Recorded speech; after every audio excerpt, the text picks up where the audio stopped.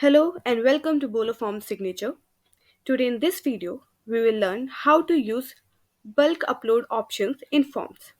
Let's get started. First, open a dashboard, go to the document, then the forms, and we'll create a new form. We'll just select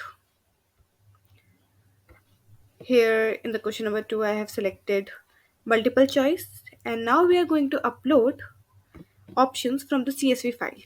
So first we'll download to see the format. So this is how the format will be, and we just have to write the options like this, and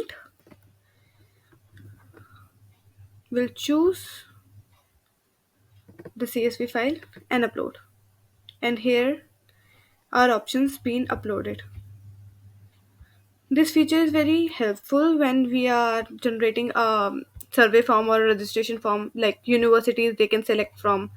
There are lots of options, cities, states.